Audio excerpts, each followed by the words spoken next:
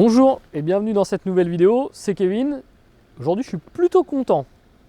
D'une parce qu'il y a du soleil et de deux parce que je vais présenter un nouveau produit. Aujourd'hui on va présenter un produit de chez Webasto, la Thermobox Evo. Comme ça vous parle pas. En fait la Thermobox Evo est un système de chauffage et de chauffe-eau. Alors j'ai bien sûr potassé un petit peu pour cette vidéo, mais c'est vraiment une découverte dans le sens où on en avait vu quelques-unes de démontées, mais là on va la voir, on va la présenter dans un véhicule. Donc déjà, premièrement, grand merci à Webasto de nous faire encore confiance pour une vidéo, ça fait plaisir. Et un deuxième remerciement, c'est à la société Diligence Van où on se trouve actuellement, qui nous à la fois prête les locaux et ils nous prêtent aussi un véhicule parce qu'ils l'ont installé dans un véhicule, ils ont installé la Thermobox Evo dans un véhicule, donc on va pouvoir la voir à la fois installée et fonctionnelle. Donc grand merci à Diligence Van, on vous met tous les liens dans la vidéo. Mais c'est parti, on va voir à quoi ça ressemble.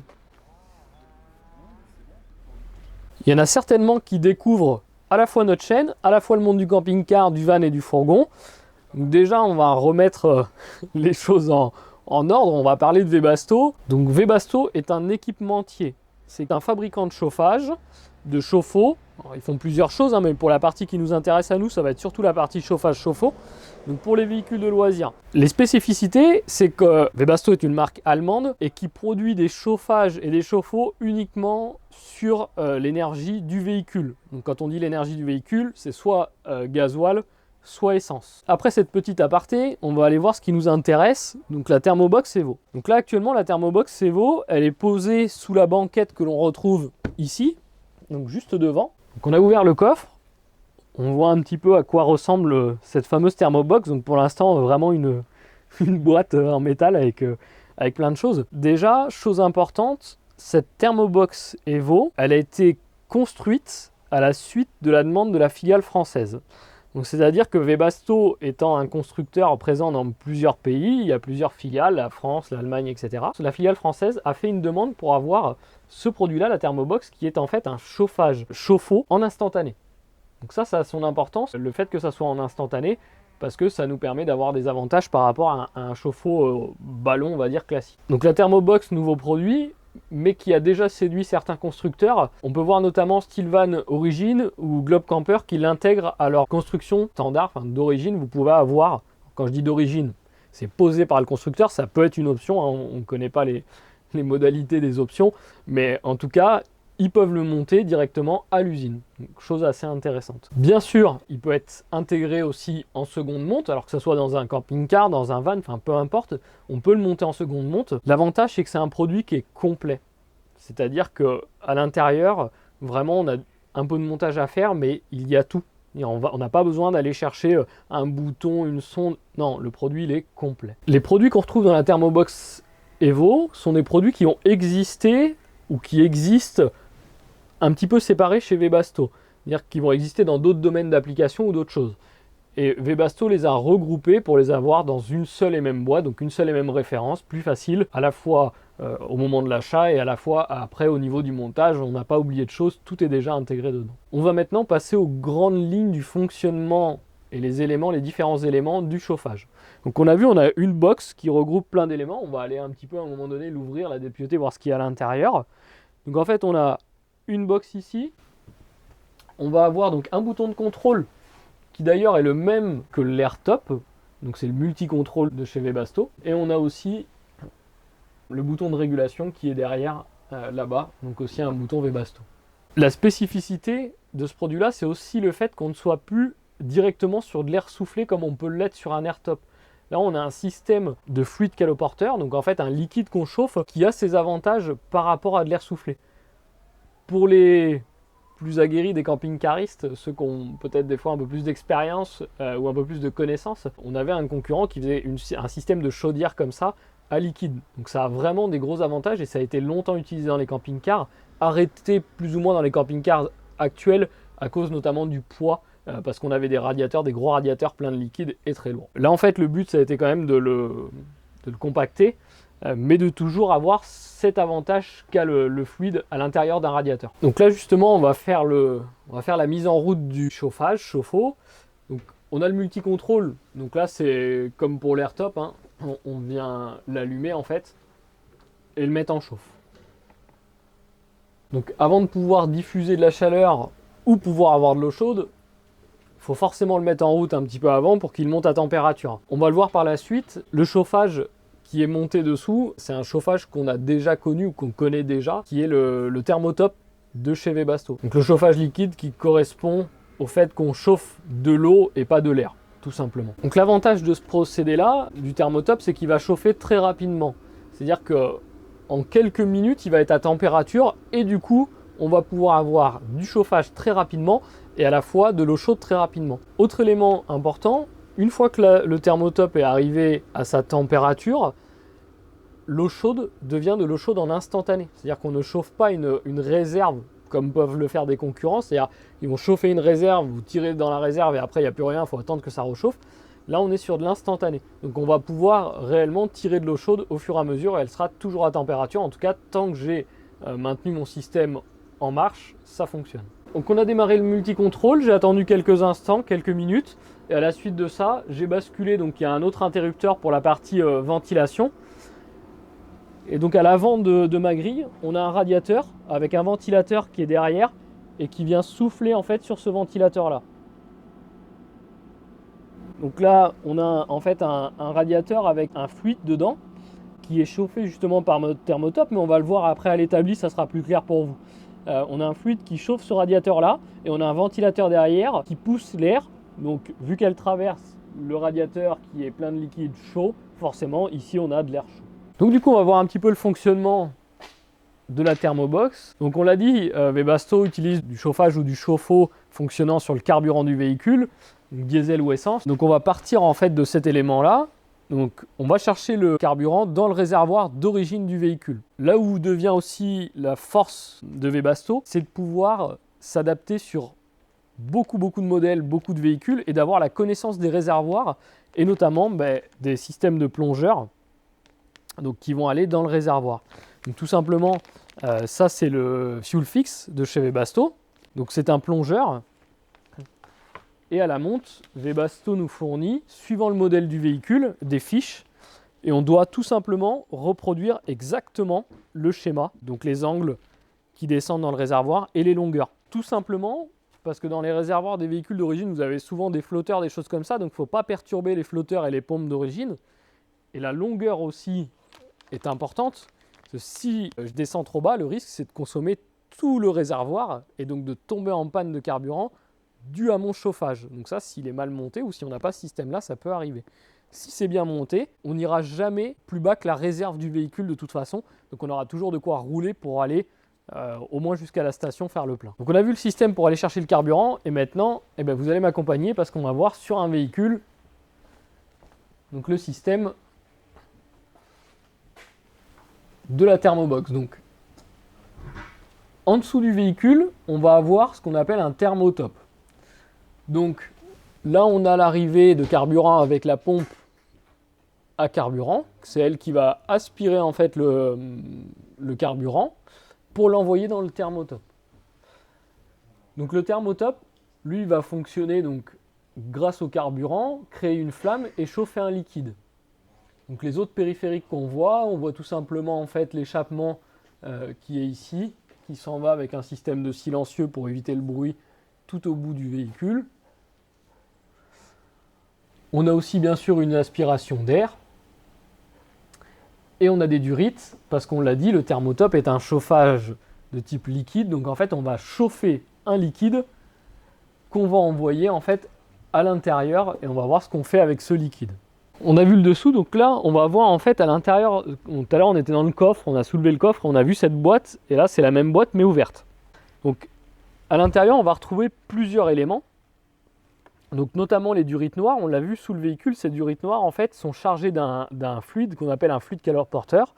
C'est tout simplement un peu idem à un liquide de refroidissement. Il a sa réserve juste derrière. Donc on vient remplir ce fluide ici. Il va circuler grâce à une pompe dans les divers tuyaux qu'on a à l'intérieur. Donc il est chauffé par le thermotop. Il est envoyé dans un premier temps sur cet échangeur à plaques. C'est cet échangeur à plaques qui justement fait office de chauffe-eau. Et on va le voir un petit peu comment après. On a notre liquide aussi qui va être transvasé dans le radiateur avant. Et le radiateur avant, en fait, c'est celui qu'on a vu tout à l'heure qui soufflait où j'avais ma main, où ça soufflait de l'air chaud.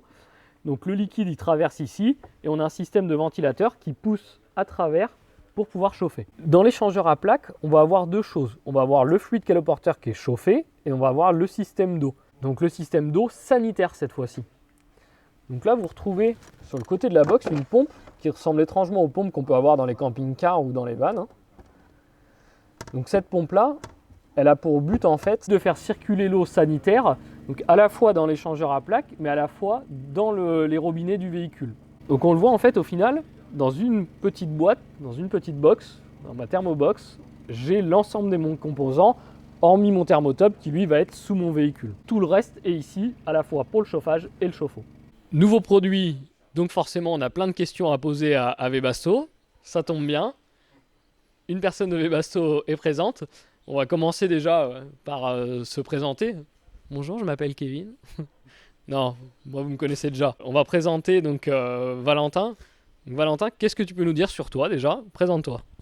Donc, bonjour à tous, je m'appelle Valentin Lecor, je suis ingénieur projet chez Webasto France. Je suis en charge des applications sur le véhicule de loisirs pour le marché français. C'est-à-dire que je travaille directement avec les constructeurs pour les conseiller pour faire un support technique, donc constructeur, aménageur de véhicules de loisirs, sur des applications assez standards ou sur des applications spécifiques. Ok, question importante et que j'aime bien, la Thermobox, c'est une idée de la filiale française. Bon, on va faire un peu les chauvins, on aime bien quand c'est français, mais peux-tu expliquer comment est venue l'idée de créer cette Thermobox?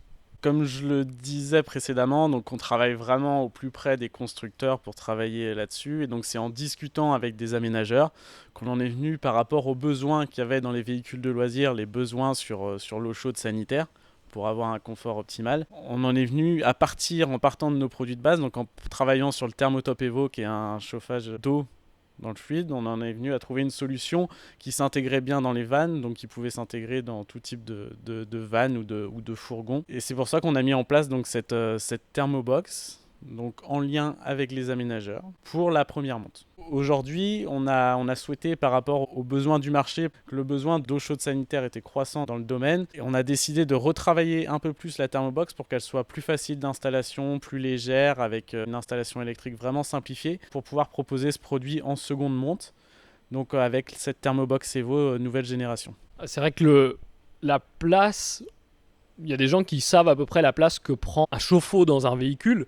Mais pour les novices, je vous conseille d'aller voir des photos autres. Vous verrez qu'un chauffe-eau, d'habitude, ça prend énormément de place dans un véhicule. Donc, quand on fait de l'aménagement de véhicules, de van ou de fourgon, la place, on sait qu'on la cherche, qu'on essaye d'optimiser. Donc, vraiment, le gros avantage, enfin, l'un des gros avantages, en tout cas, de cette thermobox, que moi, je lui vois déjà à première vue comme ça, c'est vraiment l'emplacement. Donc, emplacement réduit sur la thermobox. On a vu les avantages physiques de la thermobox. Maintenant, techniquement, est-ce que tu peux expliquer un peu aux gens, est-ce qu'il y a des avantages techniques à la thermobox par rapport à d'autres produits qui pourraient exister ou d'autres produits déjà présents? Bon, déjà un avantage, c'est que donc, la thermobox fonctionne que sur le gasoil, donc on n'a plus le gaz, donc on gagne aussi de la place et du poids par rapport aux bouteilles de gaz qu'on peut réduire dans nos véhicules. Et sur la partie technique, les avantages vont plutôt être sur la partie eau chaude. Sur la partie chauffage, on va être sur quelque chose d'un peu plus standard avec de l'air dans le véhicule. Sur la partie eau chaude, par contre, on va être sur quelque chose d'instantané. Donc on ne va pas avoir un stockage comme on peut retrouver plus classiquement, un stockage d'eau de 8 litres, de 10 litres dans votre véhicule. Vous allez être sur de l'eau chaude instantanée. C'est-à-dire que vous allez pouvoir mettre en route votre thermotop. Le thermotop, son circuit de chauffage chauffe très rapidement. En moins de 5 minutes, le thermotop il va arriver à son point de régulation et vous allez pouvoir utiliser votre eau chaude. Quand vous allez utiliser votre eau chaude, l'échange se fait instantanément quand vous ouvrez votre robinet. À ce moment-là, vous avez votre eau chaude. Et vous allez pouvoir utiliser, par exemple, si vous prenez une douche, vous allez pouvoir utiliser 10, 15 litres sans problème avec de l'eau chaude. Vous allez pouvoir poser et recommencer à utiliser ces 10, 15 litres d'eau en continu sans avoir de problème de devoir réchauffer le véhicule et de devoir attendre 30 minutes avant d'avoir une chauffe de votre eau. Ouais, vraiment, le côté instantané, peut-être me tromper, peut-être me faire fâcher dans les commentaires. Mais je crois que ça jamais existé, je crois. Je crois pas qu'il y ait de concepteurs ou de fabricants de chauffage qui ont fait ça. Donc c'est aujourd'hui un vrai avantage, je pense, c'est une vraie avancée par rapport à ça, de pouvoir utiliser le chauffe-eau en instantané.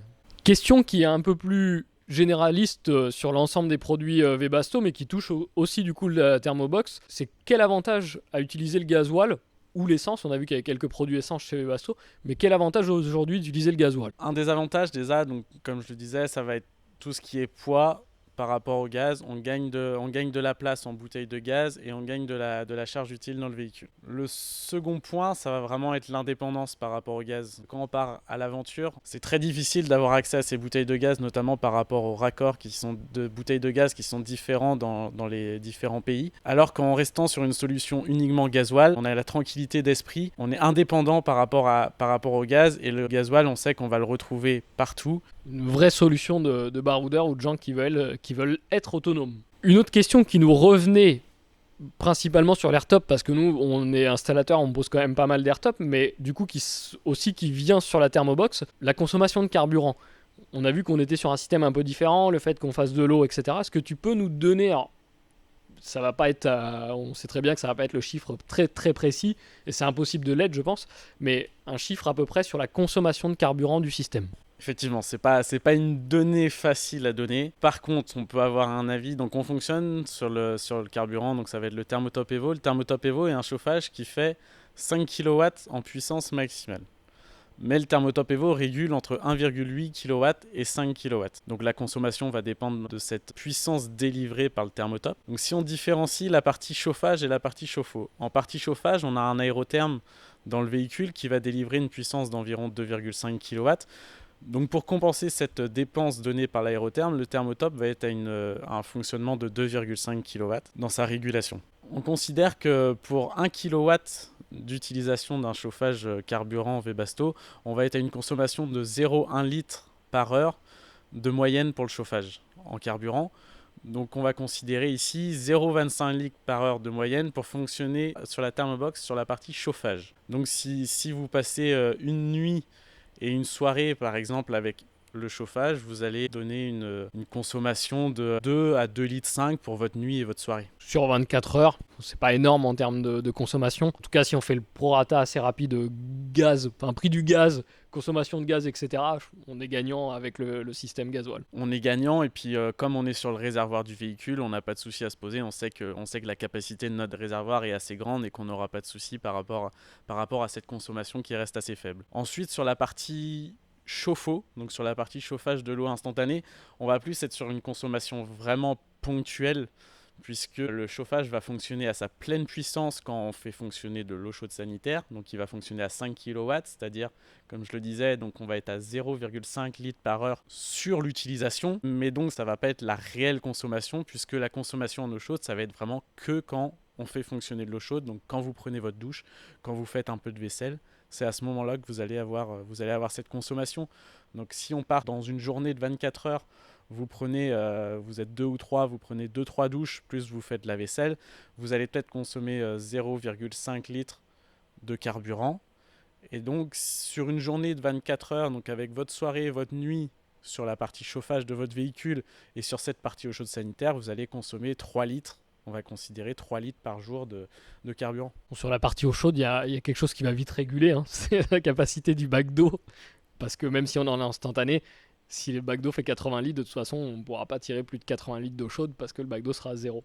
Donc vous serez limité forcément de toute façon sur le côté eau chaude par rapport à ça. Donc une question qui s'apparente aussi à la consommation, côté électrique. On entend dire des fois que le chauffage gasoil est un gros consommateur électrique. Est-ce que pareil, alors sans être... On va pas forcément être ultra précis encore une fois, mais peux-tu donner une moyenne sur la consommation électrique du système ? Comme sur le carburant, on va être sur une consommation qui est liée à l'utilisation. Il y a 3 sources de consommation d'énergie dans ce produit. Il y a d'abord le thermotop qui consomme de l'électricité. Il y a la partie ventilateur, donc la partie radiateur pour le chauffage du véhicule qui consomme également.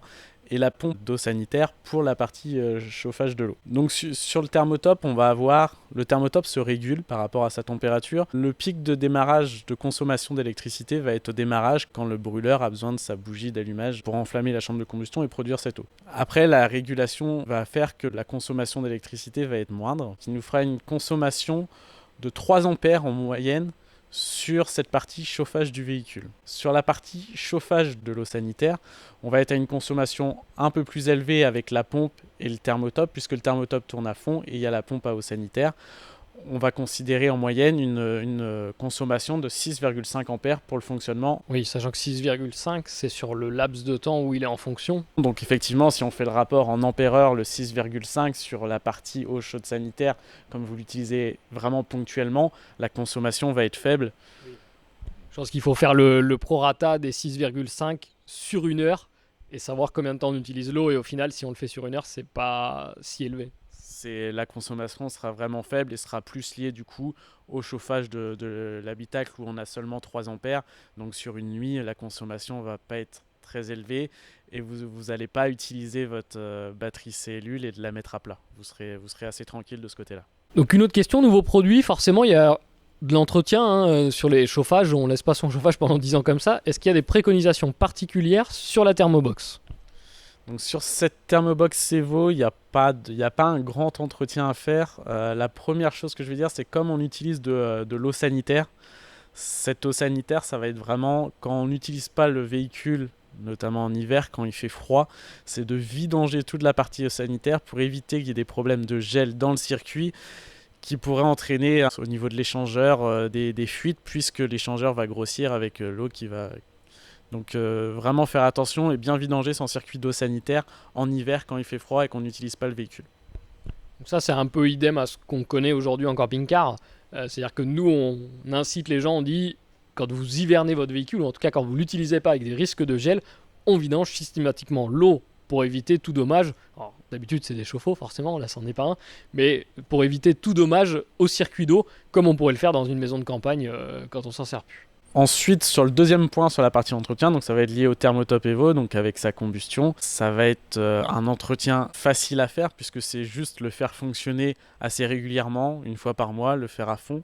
Sur le Thermotop Evo, pour le faire fonctionner à fond, vous allez allumer votre chauffage dans le véhicule et faire couler de l'eau pour qu'il consomme l'eau sanitaire et qu'il fasse chauffer sur cette partie-là et que le chauffage ait à aller jusqu'à sa puissance maximale. Et à part ça, l'utilisateur il est tranquille, rien d'autre. À part ça, il est tranquille, qui vérifie, c'est comme sur le moteur de votre voiture, il y a un circuit de régulation, il y a du fluide dans le circuit, du fluide qu'il y a au porteur, donc vérifiez sur le vase d'expansion de la thermobox, il y a une quantité de fluide assez grande pour le circuit de la thermobox et qu'il n'y ait pas besoin de faire un appoint. Si toutefois le niveau de fluide dans la thermobox a baissé, il ne faut pas hésiter à faire un appoint, toujours avec du fluide anti-gel, pas ajouter uniquement de l'eau. Ok, donc ça c'est le petit bac qu'on a vu dans la vidéo qui est derrière, avec le liquide. Dans le véhicule, on le voyait un peu rosé parce que le liquide était rose, celui-ci était rose. Mais c'est ce liquide-là qu'il faut surveiller, comme pour une voiture, même si de temps en temps on le fait de moins en moins, mais il faut le faire. Donc la même chose sur la thermobox. C'est ça, la même chose, mais il n'y a pas besoin que ce soit tous les jours, ça peut être vérifié une fois par an, mais il faut y penser, c'est une petite chose, mais il faut y penser quand même. Donc voilà, on a fini. Enfin, moi j'ai posé toutes les questions que j'avais à poser. Certainement que vous en avez, donc mettez dans les commentaires, on y répondra. En tout cas, grand merci à Webasto. Ils ont renouvelé leur confiance qu'ils avaient eue une première fois sur une vidéo, donc ils continuent. Donc grand merci à Webasto, à toute l'équipe. Merci à Valentin d'avoir répondu à cette interview parce que c'est jamais facile et puis pour les constructeurs, jamais simple de vous répondre. Donc en tout cas, voilà, on peut féliciter Webasto qui se mouille, qui en tout cas répondent à nos questions. Valentin, merci beaucoup. Et puis une prochaine, on espère. Oui, merci à vous, merci pour l'accueil et merci de nous permettre justement aussi de présenter donc, ce produit qui est assez nouveau pour ce domaine. Donc merci à vous et puis merci à Diligence Van pour l'accueil ici aujourd'hui. Oui, on n'oubliera pas, les ateliers où nous sommes aujourd'hui ne sont pas nos ateliers. Donc merci Diligence Van pour le prêt des ateliers et le prêt du matériel qu'ils avaient déjà installé. En tout cas, nous on se dit forcément à très vite, à bientôt dans une nouvelle vidéo. On vous souhaite une bonne utilisation, un bon voyage. Bye bye.